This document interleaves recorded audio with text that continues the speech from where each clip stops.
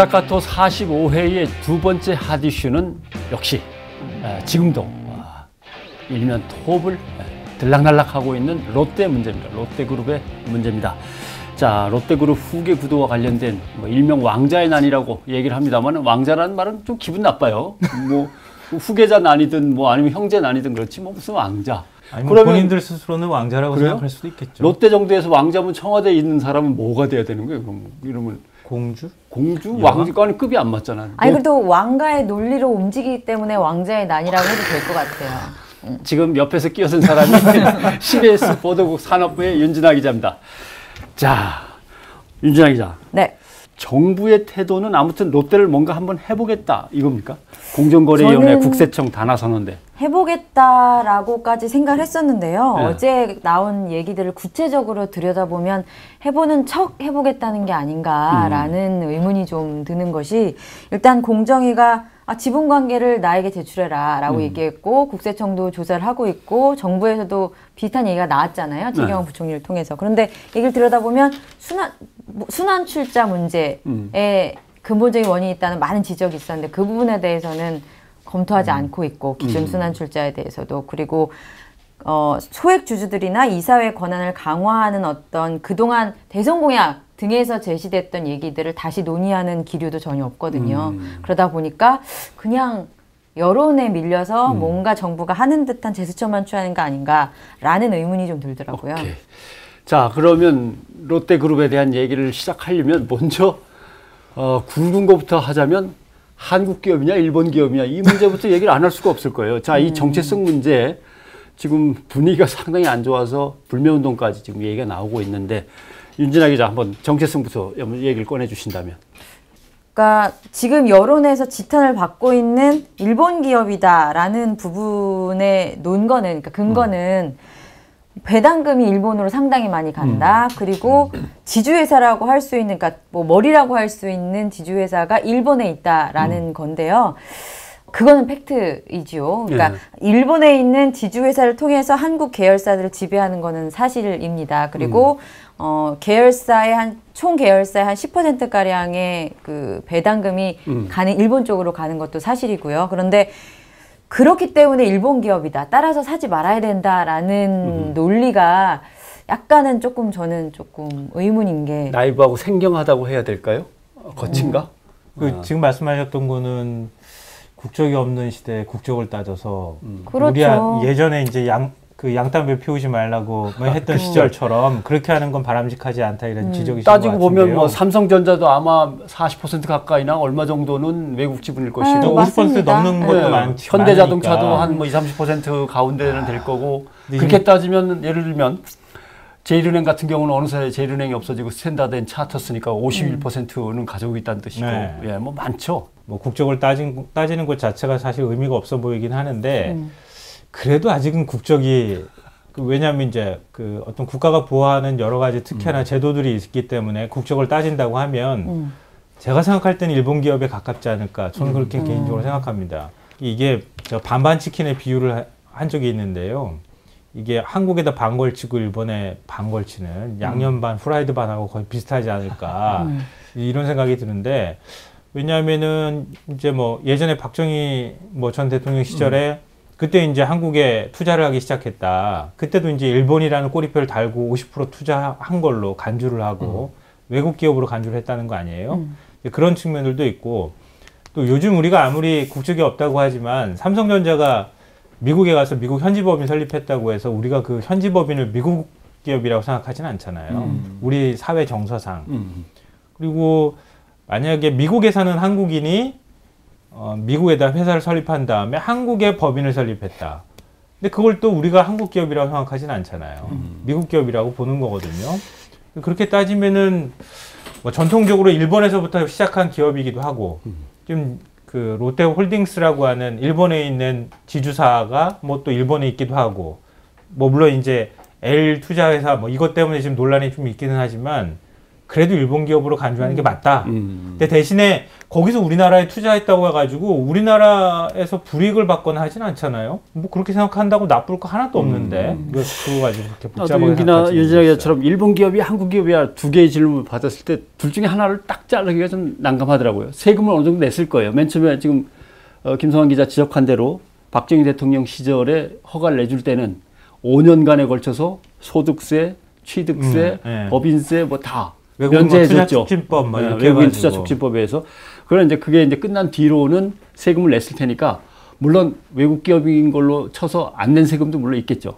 그러니까 세금을 얼마나 충실히 냈느냐를 기준으로 따졌을 때도 사실 조금 애매한 측면이 아까 말씀하신 대로 그런 데서 생기는 것 같긴 해요. 뭐 취득세, 등록세를 다른 기업과 같은 방식으로 내지 않았다는 지적이 이미 있고 하지만 매출이라든지 고용 부분에 있어서는 아무튼 한국에서 발생시킨 것은 또 사실이고 거기에 따르는 세금도 냈던 것도 사실이고 근데 다만 이제 일본 기업이다. 그렇기 때문에 불매운동이다라는 것에 대해서 저는 약간 의문인 거죠. 네. 뭐 일본 기업이라고만 해서 불매운동이 일어나는 것 같지는 않고요. 이것저것 잠깐 얄미운 것들이 자꾸 눈에 띄니까 그런 것들이 이제 감정을 갖다 점점 폭발시켜 나가는 것 같긴 해요. 약간 뭐 방아쇠가 당겨지고. 네.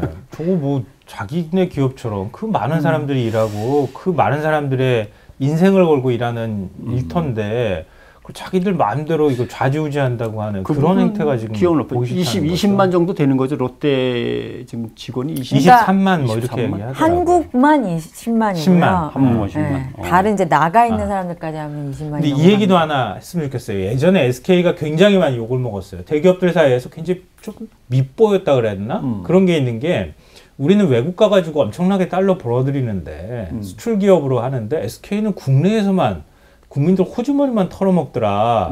이렇게 해서 욕먹었는데 SK가 이제 조금 이제 그런 이미지를 벗어났잖아요. 근데 그렇게 따지면은 롯데는 진짜 철저하게 우리나라에서 국민들 호주머니 터는 기업이다. 좀 그런 생각도 들어요. 그러니까 기업들 사이에서도 그렇게 썩 인심을 잘 얻었을 것 같지는 않아요. 제가 볼 땐. 보니까 80은 한국에서 버는 것 같고 10은 일본에서 버는 것 같고 나머지 10은 한국, 일본이 아닌 다른 곳에서 버는 것 같고 매출이 아마 그렇게 되는 것 같아요. 20배 가까이 차이 나요. 네. 그래 15배, 20배 네. 우리나라에서 더 훨씬 많이 번다고 이렇게 얘기하죠. 일본 기업인 척 해갖고 이익을 얻다. 국내 기업인 척 해갖고 이익을 얻다. 당연히 이익을 위해서 왔다 갔다 하는 거는 뭐 기업하는 사람들의 입장에서는 당연한 저는 논리겠죠. 모르겠어요. 제가 너무 삭막한지 모르겠는데 기업한테 선의를 바라는 것 자체가 이 사람이 제일 과격해. 너무 거대한 것 같아요. 근데 다만 이런 기회에 솔직히 이렇게 사회적인 논의의 장이 마련됐을 때 뭐 순환 그 문제에 461개나 된다는 순환 출자 고리를 끊을 수 있는 환경을 만들거나 이런 거는 이제 사회의 몫이고 정부의 몫인데 그런 부분이 제대로 이루어지지 않는다는 게 저는 솔직히 더 열이 받고요.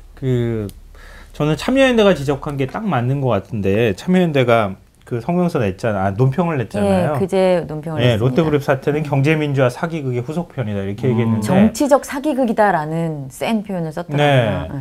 그 지금 뭐 새누리당이 재벌개혁을 뭐 하니 안 하니 이런 얘기 하지만 저는 그 단언코 재벌개혁 안 할 거다 이렇게 생각하는데 그동안의 과거 역사를 보여주잖아요. 재벌개혁 얘기 나올 때마다 번번이 발목 잡고 뭐 넘어뜨리고 한 게 새누리당, 한나라당이었기 때문에 뭐 그런 기대를 하긴 좀 어려울 것 같고요.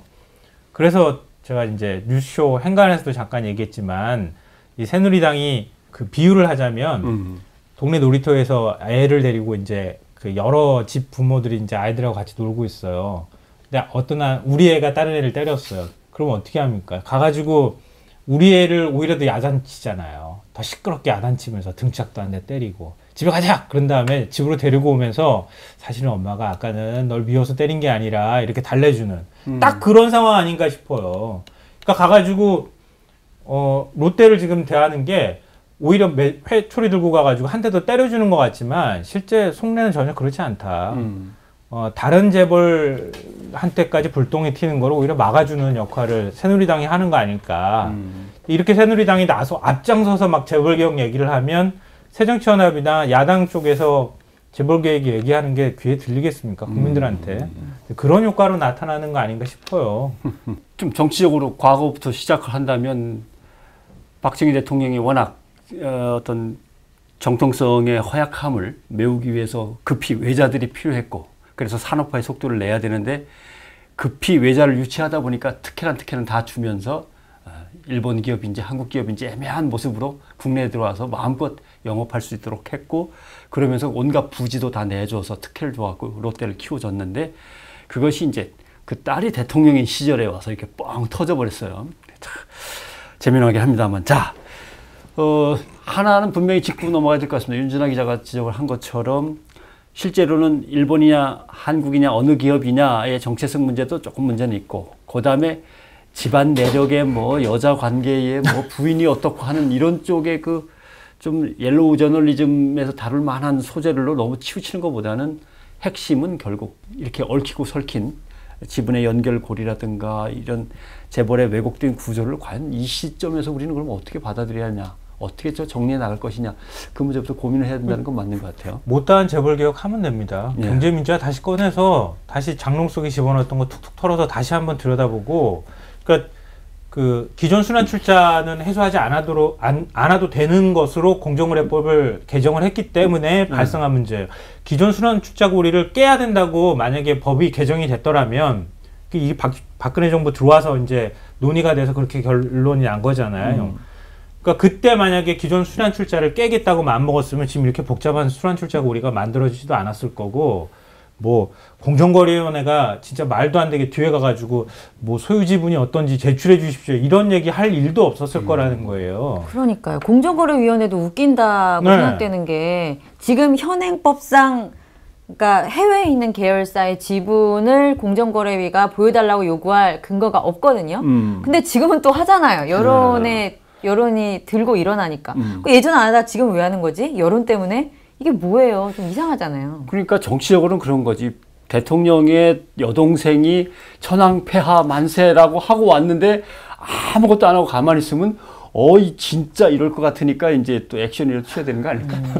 너무 비약했나? 자, 좀 현실적인 얘기를 일단 잠깐 갔다가 다시 봅시다.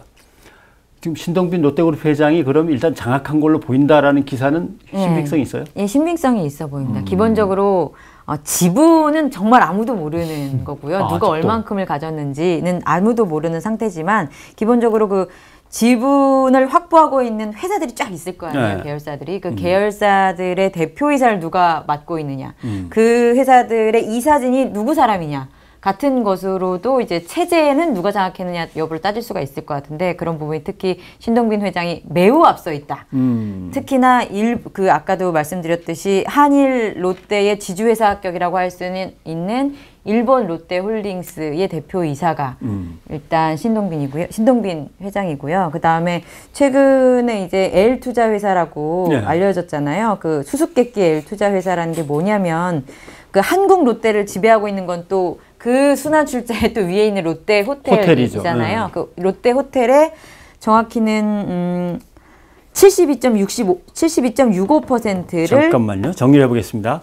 한국에 있는 롯데그룹의 최상단에 있는 게 롯데 호텔이고 롯데 호텔의 지분 한 99%는 일본이 갖고 있는데 일본 쪽에서도 그 L이라고 하는 곳이 72.65%를 L투자회사 12개 L투자회사가 나눠 갖고 있는데 거기 이제 대표이사직을 신동빈 회장이 신교코가 아니고 최근에 쫙 그 시점도 사실 의미심장하긴 해요. 이렇게 분쟁이 가속화되는 시점에서 형제 간의 암투가 가속화되는 시점이에요. 6월 30일 날 임명이 되고 7월 31일 날 등기가 마무리됐어요. 그러니까 최종적으로 이 체제를 마무리한 게 7월 31일인 거예요. L투자회사를 확보한 시점이. 그 7월 31일이라고 하면 이제 한참 형제난이 날 시점이잖아요. 그러다 보니까 이게 굉장히 신동빈 회장이 치밀하게 준비해왔구나. 상당히 치밀하게 준비했던 신동주 부회장은 당할 만했구나. 그러니까 신동주 부회장이 얼마나 당황했으면 아버지한테 뺨 맞았대요라는 말까지 꺼내고 뭐 동영상을 보여드리니 많니. 그 당황했던 이유가 있군요. 그 음성이 너무 그리고 감정적으로 사람들에게 너무 이렇게 찌질해 보일달까? 막 이렇게 약간 일러바치는. 네, 맞아요. 근데 계열사 사장들이 신동빈 회장을 지지합니다라고 나서서 야, 전문 경영인들이 뭐 저렇게까지라고 생각을 했는데 노조도 확실하게 이쪽으로 선 것 같죠. 그러면 신동빈 회장이 이긴 거예요? 그렇게 볼까요? 사장단이나 노조 측이나 지분율이 정확히 형이 많은지 동생이 많은지는 아무도 몰라요. 근데 다만 노조 측에서 그런 지지를 한 얘기를 좀 들어보면 뭐 노조 측이 뭐 이렇게까지 할 거 있어요? 라고 물어보면 이제 이런 얘기는 하더라고요. 그러니까 자기들 입장에서는 이제 업무 환경이라든지 지침이 바뀌는 것에 대한 부담이 상당하다. 우리는 한국 롯데에서 신동빈 회장의 그런 리더를 모시고 그동안 일을 해왔기 때문에 그런 변동성에 대한 두려움 같은 것도 반영이 됐다라고 얘기를 하더라고요. 그런데 기본적으로 사장단이나 노조나 최우승자에 있어서 지분율을 뭐 여전히 모르지만 장차남이 굉장히 이제 호각세일 것이라는 전제 위에서 그래도 신동빈이 체제를 좀 장악했으니 지분율이 비슷하더라도 신동빈이 좀 유리하지 않겠느냐라는 그런 암묵적인 판단이 있지 않았는가 싶죠. 예를 들면 어느 쪽을 손을 들어줘야 될까라고 고민하고 있던 주주들 입장에서는 그죠? 체제가 저쪽으로 완전히 넘어갔다면 내 이익을 갖다가 계속 보장받기 위해서는 확실한 쪽으로 가야 되나 뭐 이런 고민을 할 수는 있겠네요. 저는 사실 그 노조가 성명낸 거는 그렇게 약간 갸웃했어요. 솔직히 말씀드리면 굳이 이 싸움에 노조까지 끼어들 필요가 있었나 하는 생각이 들고요. 물론 이제 그런 부담감들이 있었을 수도 있겠지만 그리고 경영진들이 뭐 집단으로 뭐 성명 내듯이 기자회견하고 이러는 거는 그거는 뭐 당연해 보여요. 별로 그렇게 특별해 보이지 않는 게 왜냐하면 자기 임명한 사람이 신동빈 회장이니까 그거 당연하잖아요. 거기 줄 서야 되는 거고. 신격호 회장이 임명한 사람들도 꽤 있어요. 근데 남자분들은 그런 비유에 굉장히 바로 그거야라고 하던데. 네. 군대 생활 누구랑도 오래 할래. 그 맞네요. 네, 그러니까 네, 나는 맞네요. 신격호 회장에게 임명을 받았지만 딱 보아하니 신동빈인데. 예를 들면 내일 거죠. 퇴임식을 앞두고 있는 사단장하고 친할래? 아니면 참모장 그렇죠. 밑에 갈래? 하면 참모장 밑에 누구랑 그거거든요. 그것도 있을 것 같아요. 지금 이게 그 신격호 회장이 총괄회장이 이제 연세가 93세잖아요. 이미 80세 넘어가면서부터는 아마 두 아들한테 경영권을 그러니까 아들이 알아서 할 수 있는 그런 어떤 그 권한들을 많이 주지 않았을까 싶고요. 그러니까 그런 데 있어서 계속 그 체제가 유지돼 왔으니까 일본하고 한국에서 아마 한국 쪽의 반응들이 더 특히 그렇게 많이 나오는 거는 어쩜 당연해 보이는 것 같아요. 경영권 정리를 안 한 것이 이제 문제가 그렇죠. 그게 화근이 거죠. 되는데 이게 그 재미있는 표현이 딱 그 하나가 귀에 들어오더라고요. 재벌들이 3, 4세 때는 별로 이 싸움을 안 하는데 2세 때 유독 싸움을 많이 한다고 그러잖아요. 삼성도 그랬죠. 두산도 그랬죠. 현대도 그랬죠. 그러니까 2세 때 지분 정리를 확실히 해주지 않으면 왕자의 난이 일어나거나 시숙의 난이 일어난다. 그렇게 되는 건데 그러니까 지금 지분을 거의 비슷하게 맞춰놔줬잖아요. 그러는 데다가 뭐 몸이 건강한지 신격호 회장이 뭐 건강 이상설도 있지만 그랬는지 어쩌는지 무슨 이유인지는 모르겠지만 그걸 확실하게 정리를 못 해준 상황에서 지금 몸이 많이 쇠약해졌으니까 뭐 자식들이 날뛰는 뭐 이런 상황이 된 건데 이 교훈이 있잖아요. 그 요즘 그 베이비부머 세대들도 얘기 많이 하시겠지만 일찍 자식한테 재산 물려주지 말라 이렇게 얘기를 많이 하는데 적당한 때 물려주지 않으면 쌈 난다. 이런 교훈도 하나 더 남기지 않았나 싶어요. 적당한 때 딱 갈라주지 확실하게. 법적으로 확실하게 갈라줘야 되는 건데 정리 안 해주면. 신격호 회장은 왜 안 했을까요? 뭐 많은 얘기들이 나오긴 했는데 본인이 다 일군 거잖아요. 그러다 보니까 이제 자신이 어떻게 될 거라는 가능성보다는 이걸 내가 이뤄놓은 이 세계를 조금 더 내가 통제하고 싶다라는 욕심이 좀 오래간 게 아닐까라는 뭐 얘기들이 있죠. 근데 뭐 그거야 신격호 회장한테 직접 얘기를 들어야 되는데 왜 그러셨어요? 라고 들었는데 뭐 근데 그 말씀이 맞을 것 같아요. 만날 일이 제가 없으니까. 생각할 때는 왜냐면 이제 그거 그 진시황이 그랬나요? 불로장생을 하겠다고 나는 끝까지 살 거야. 나는 절대 이 상황에서 이 상태가 뭐 이렇게 흐트러지거나 나는 끝까지 나는 너무 건강하게 세상을 지배할 거야. 이렇게 생각을 했는데 아마 우리나라 재벌 기업 회장들도 아마 그런 비슷한 생각들 갖고 있지 않았을까요? 그 중에서도 특히 대단한 양반이잖아요. 신격호 회장은 진짜 혈을 단신으로 일본에 가서. 그렇죠. 그러다 보니까 더 그런 뭐랄까 욕심이. 나는 그 건강 이상이 생기지 않고 뭐 문제 생기지 않고 난 끝까지 잘 건강해서 뭐 절대 죽지 않을 거야라고 하는 그런 것도 좀 생각이 있지 않았을까. 그럼 이제 다시 이제 그걸 이야기를 빙 돌려서 이쪽으로 오면 그런데 당신은 몇 % 갖고 있는데 라고 하면 신격호 회장이 갖고 있는 지분은 0.05%. 0.05? 네. 그러니까 꼬리 털 하나 가지고서 전체 이제 몸통을 갖다 이렇게 그때 쥐고 흔드는 비장의 건데. 카드를 숨기고 있지 않을까요? 숨겨놓고 가족이 전부 다 갖고 있는 건 2점 얼마예요? 네, 2.4%요. 네. 그러니까 신격호 회장 일가족이 다 갖고 있는 걸 합쳐보면 2점 얼마? 2.4%. 2.4. 신격호 회장은 뭐 0점 얼마야? 0.0 얼마. 그걸 가지고 이렇게 복잡한 순환 구조 막 연결 고리에다가 그다음에 양다리 걸치기 기업 운영에다가 이런 것들을 보여주니까 이제 일본 기업이지 뭘 하면서 이제 반감도 확 커지는 것 같기도 하고요. 그 문제는 이게 해결을 해야 되겠네요. 이참에 제가 한번 찾아봤었는데요. 의결권 승수라고 하잖아요. 지배권을 얘기를 할 때 롯데가 만약에 2.4%로 롯데 일가 총수 일가가 이렇게 많은 기업, 한 80개 넘는 기업을 갖고 있는데 그걸 지배했다 그러면은 의결권 승수가 진짜 어처구니가 없는 숫자가 나올 것 같아요. 이게 일반적으로 이제 계산법을 보니까 5%의 A 회사를 5%, 지주사를 5% 갖고 있고 그 다음 회사 거를 50% 회사끼리 이제 투자를 해서 갖고 있다 하면은 30% 지분을 갖고 있는 걸로 나오고 의결권 승수가 1.83인가 나오더라고요. 그러니까 한 주 갖고 있으면 1.83만큼 의결권을 행사하는 건데 우리나라 대기업들이 가지고 있는 의결권 승수가 한 9가 넘어요. 그러니까 한 주 갖고 있으면은 거의 9주, 10주 정도 의결권을 행사하는데 롯데 같은 경우에는 아마 그보다 훨씬 더 많지 않을까 싶어요. 그렇죠. 삼성 순환출자고리가 10개일 때 네. 롯데가 461개니까. 416개. 416개니까.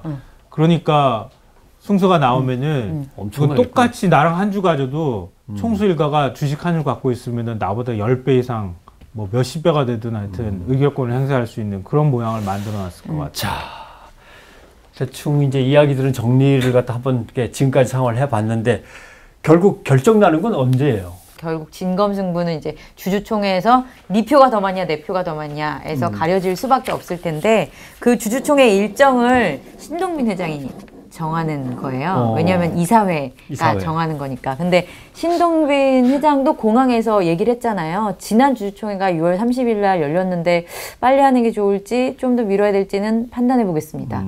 그리고 이 순환출자고리 그림 보셨잖아요. 거미줄처럼 얽혀가지고 어디에 뭐가 얼마 있는지도 몰라요. 나는 그러니까 반도체 설계도인 줄 알았어요. 계산 일단 해봐야 될 거예요. 그러니까 그거를 어떻게 끊겠냐고요. 어떻게 지분 정리를 하겠냐고. 제가 볼 땐 지분 정리가 뭐 한두 달 내에 할 수 있는 성격이 아니에요.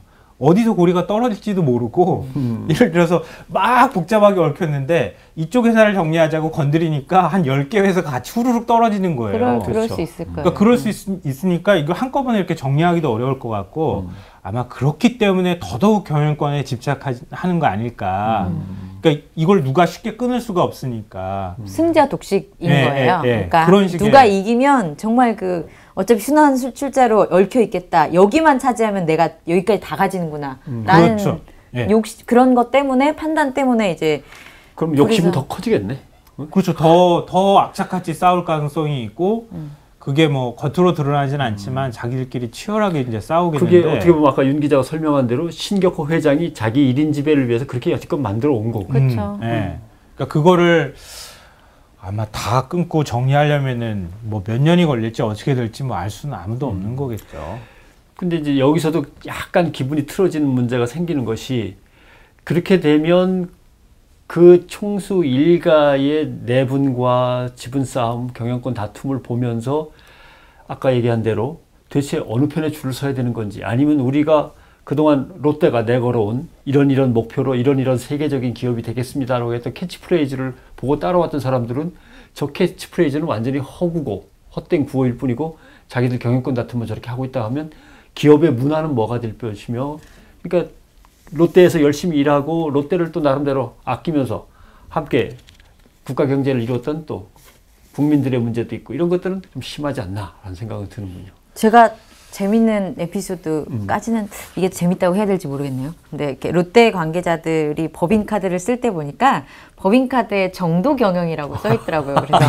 그래서 모든 법인카드에 다 정도 경영이라고 써 있어요. 그랬더니 그렇대요. 그래서 정도 경영이라고 왜 쓴 거예요? 그랬더니 자기들이 뭐 법인카드를 좀 허투루 쓰려고 하더라도 정도경영자를 보면서 자기 검열을 한번 하는 거죠. 아, 정도경영 이러면서. 그리고 그거를 달리 말하면 영상으로 쓰지 말라는 얘기로 들리는데요. 아니 뭐 그럴 수도 있지만 그래도 여하튼 기본적으로 투명한 회계를 강조하는 거고, 그리고 명함에도 만약에 뭐 명함 같은 데는 그런 일이 있을 거 아니에요. 뭐 거래처 사람들도 만날 수 있을 거고, 뭐 예를 들면 납품하시는 소상공인들도 그렇죠. 접촉할 수 있는 건데, 거기에 뭐 한라인 같은 또 메일 주소도 써 있어요. 만약에 당신이 롯데 관계자와 일했을 때 부당일을 당하면 이쪽으로 바로 신고를 해라라는 방식의 내용인데, 그런데 왜 그렇게 가불관계 뭐 이런 데 있어서 왜 그렇게 하죠? 그게 롯데가? 어떻게 보면 자격지심 또는 방증일 수도 있는데 얼마나 정도 경영을 못했다고 생각했으면 정도 경영이라고 최근에 생긴 거긴 해요. 그게 이제 막 롯데 갑질 막 얘기 나온 이후에. 자, 롯데가 점점 어려워집니다. 이제 불매운동은 나름대로 뭐 어느 정도 가다가 수그러들지도 모르지만 이미 이미지는 그렇게 굳어져 가고 있고, 내부에서 동요는 동요대로 있고, 직원들의 실망이나 아니면 사기가 꺾인 문제 같은 것들도 해결해야 되는데 갈 길이 먼데, 그러니까 이제 급하니까 제2롯데월드에다가 태극기를 갖다 이렇게 크게 내걸었겠죠. 아이고 뭐 그리고 블로거도 동원해가지고 뭐 신동균 회장님 되셔야 된다고 뭐 블로거 파워 블로거들을 동원했나 보네. 이걸 뭐 그거 참 제가 그것도 물어봤어요. 롯데 꼭 태극기를 걸어야만 했냐. 이게 까마귀 날자 배 떨어진다 이런 얘기도 있는데 굳이 뭐 근데 실제로 조심하는 게 있더라고. 예를 들면 뭐 백화점에서 행사를 하거나 이런 것도 옛날에는 보도자료도 뿌리고 그랬는데 우리가 지금 요즘 안 하고 있다 이러고 하는데, 태극기는 또 왜? 그것도 제2롯데월드 신격호 회장의 수건 사업이라는 또 슬로건이 앞에 붙는 건데 그거 좀 그렇지 않냐? 라고 물어보니까 정말 나라를 생각하는 마음에서 광복 그 기념을 하는 거라서 8.15가 다가오고 있으니까. 네, 그래서 순수한 마음으로 봐줬으면 좋겠다라고 얘기하는데 걷다 대고 또 뭐라고 초치가 8.15가 다가오고 있었다. 이거 참 명분되네. 앞으로는 명함에 이런 게 나오겠다. 롯데 명함에는 대한국인 하면서 안중근 의사 이렇게 손도장 찍힌 거. 그럴 수도 있고, 태극기를 아예 태극기를 아예 거기다 달 수도 있고. 넣을 수도 있을 것 같은데요. 제가 너무 관계자들의 웃긴 얘기를 너무 터는 것 같은데 또 그런 얘기도 있었어요. 그래서 우리가 지금 너무 외생 논란으로 궁지에 몰렸으니 그게 롯데 입장에서는 제일 힘든 건가 봐요. 오히려 순환 출자고로 이런 건 복잡하고 그러니까. 그런데 이제 불매운동이 일본 기업이다라는 거랑 연결되는 건 아무래도 소구력이 강하니까. 그래서 이거는 우리가 한국 기업이다라고 외쳐봤자 소용이 없다.